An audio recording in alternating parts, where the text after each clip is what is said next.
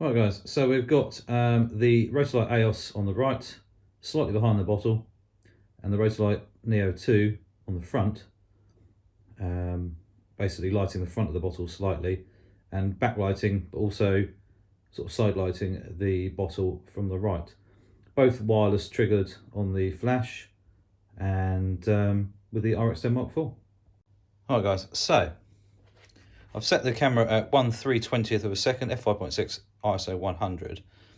And basically we're going to go into single shot mode because high speed won't make any difference anyway. It'll just fire the flash once. I mean, we can try, but I don't think it'll do anything. There you go. It'll just do it at a slow, it's basically its fastest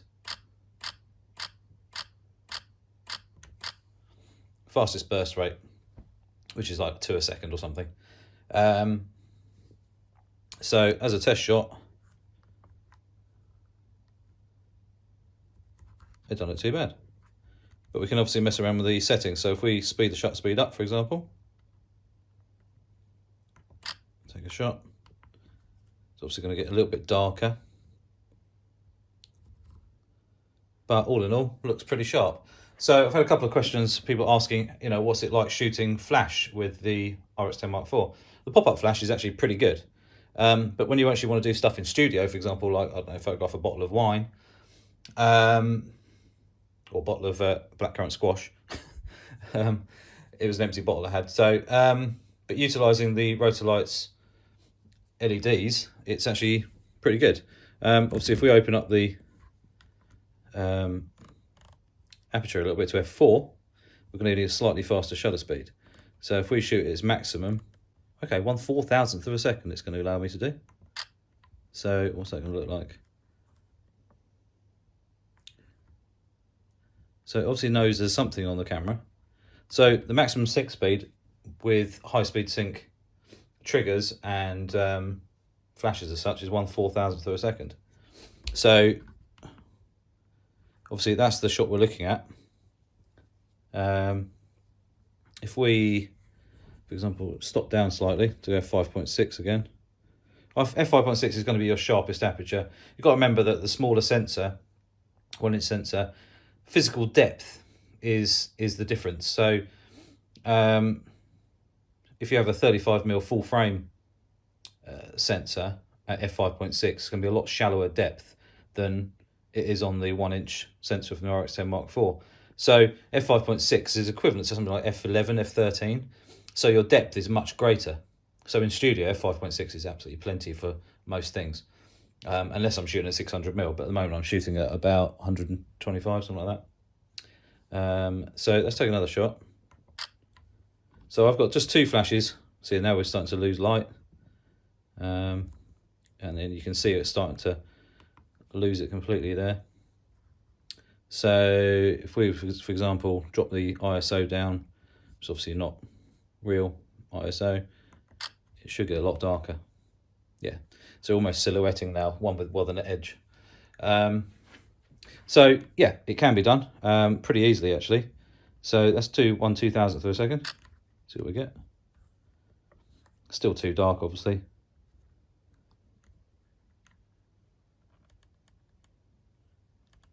Let's drop it down to, say, 100th. It's going to be overexposed. So I'm interested to see what we get. See a nice green black background there, but the bottle looks, I mean, the bottle's nicely exposed, nice and sharp. Depends if you want a green background or not at the end of the day. Crank it back up to 100 ISO. This is where obviously you can mess around with overexposing, underexposing. So the edge of the bottles now is starting to push itself, but you've got a really nice white label there. So if we turn off, for example, any ambient light apart from just the front of the bottle there, it should, or could make a slight, no it doesn't, because that actual flash is actually brighter than we'd expect. Anyway,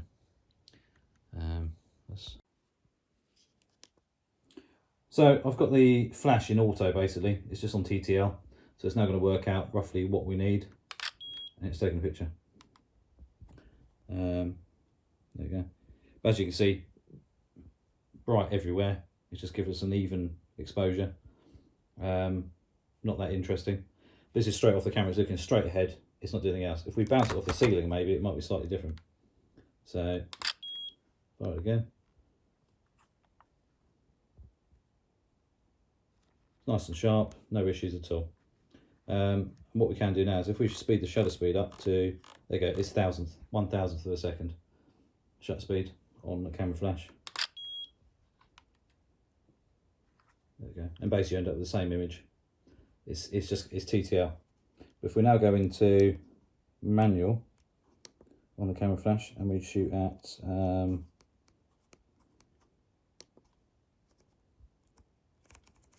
say 164 power at 1,000th of a second, it's going to look much darker.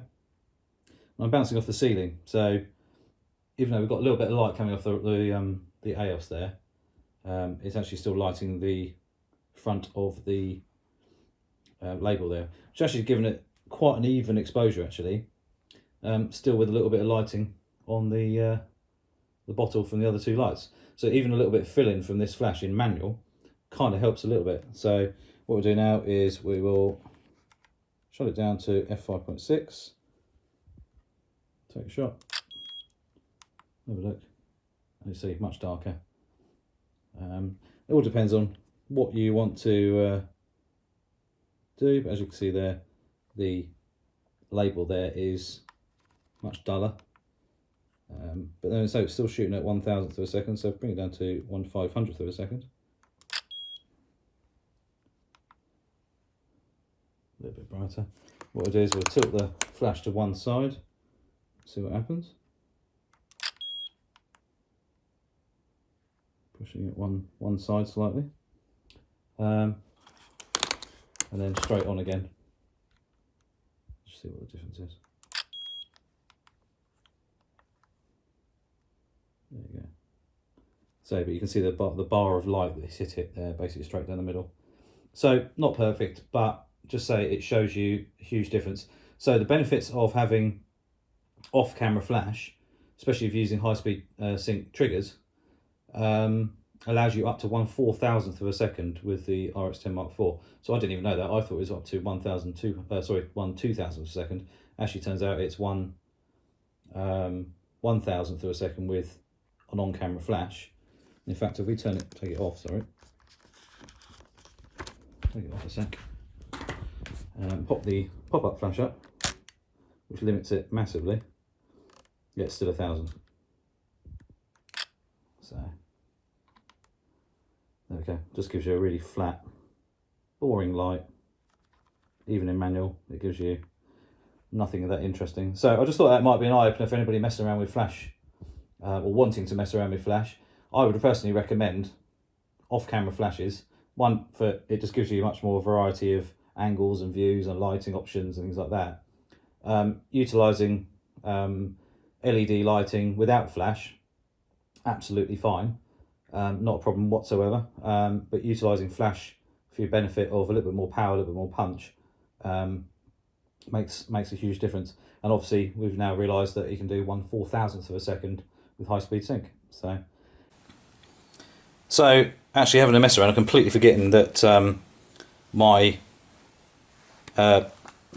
flash gun here, the Sony Rx10iv flash, actually has not an auto high-speed sync button. So basically when it's the menu, just turn it back on, and it does actually allow the RX10 to shoot at 1/4000th of a second. So your high-speed sync shutter is actually at 1/4000th of a second maximum. So that does work. But like I say, on or off the camera seems to work absolutely fine. But I personally would shoot off camera if you can, just because it gives you so much more scope in shooting different shots. And obviously utilising, for example, if I take this shot here and turn on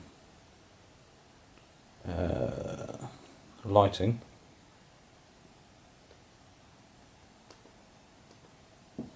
as well, we can add in a little bit more light on the front here, as you can see. So we could take another shot like that, and it just lights that label really nicely, possibly the bottle as well, just for a bit different.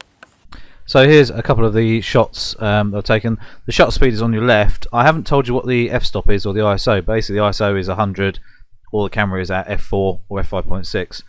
Depending on where your lights are, that's going to be the main difference, not necessarily your aperture.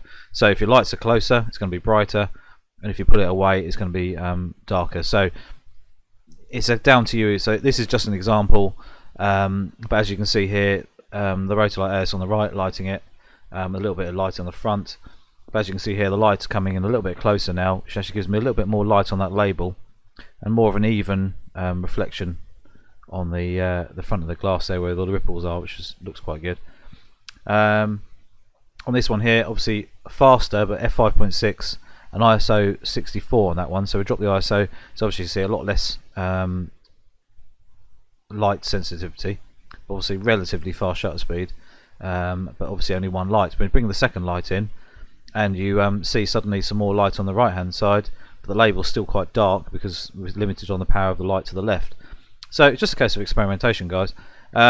This one here is with the slightly slow shutter speed of 1/4 of a second. As you can see, overexposed on the right heavily, but the label is nice and bright and clear.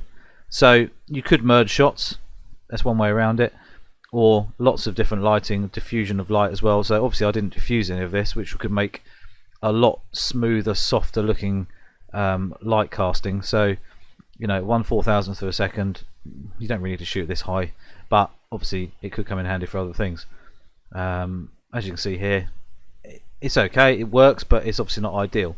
So obviously reducing your shutter speed down and getting it right and moving the lights around, messing around. Obviously if you add diffusers, your shutter speeds are either going to have to be slower, or your ISO is going to have to be turned up, or your f-stop's going to have to be opened up a little bit just to get more light through. This is with a TTL flash at 1/1000th of a second. You just get an even shot, pretty boring and dull. That's why I always say shoot manual flash as well. It makes all the difference. So even here, obviously it's just still a flat image, but the lighting is a lot more controlled. But unfortunately, obviously a camera sitting on top of a flash sitting on top of the camera, you just get that light bar straight down the middle. This shot here, 1/4000th of a second with no flash, just the rotor lights turned on. As you can see here, too fast, but that's how you can overpower those lights quite easily. But you've got the little casting there.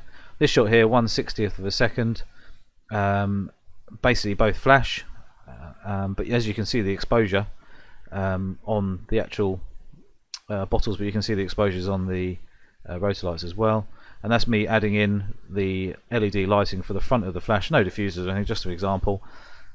Just adding that extra bit of light into the front, and that's kind of it, guys. I mean, it is literally experiment. I mean, the reason I've never used flash on the RX10 before really is because normally I'd be using it on my full frame cameras, and you know, that for me is, you know, it's going to be better quality. But actually, surprisingly, the RX10 did very, very well.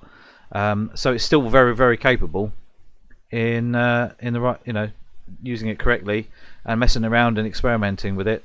I mean, this is obviously in a controlled environment, but only with 2 lights. Could have more lights. Needed diffusers really. You know, a lot more time spent on it really to make it really good. But it kind of gave you the insight of what can be done with it. You know, I'm going to mess around with it a little bit more, experiment a little bit more, because you know that camera is so usable. But it just proves it can do studio work. So at some point I will use it for some portrait shoots in studio, but obviously due to COVID and everything, lockdown, can't do that. So you know, a bottle this evening worked quite well just as a starting point, and then we can have a look. But obviously you are limited by your shutter speed, which is not so much of a problem in studio, but if you want to overpower the sun and stuff like that, shooting high and be wide open, say f4, you know, you need a high speed sync flash. The rotor lights aren't much good outside in the sun, really, compared to a strobe, like a flash gun. A flash gun's much more powerful, but it means you could overpower the sun and balance your shots quite nicely. The other way, obviously, in studio is that you are normally shooting, say, f5.6, f4, f8, something like that, depending on what you're doing, where you might be using a burst rate. So where you're limited on the RX10 is around about 2 to 3 frames per second at a push, with the flash going off, where in a lot of the other cameras now 10 frames per second flash. So if you want to do lots of dance moving shots, for example, you're better off with something like an A7 camera, A7R4, A7R3, A7R2, or something like that. So that's the options anyway, and that's the kind of real world situation. But then again, the RX10 has performed extremely well, and yeah, really good. So don't forget to click the subscribe button, little notification bell as well, and keep an eye out for some more videos coming soon. And take care, everyone.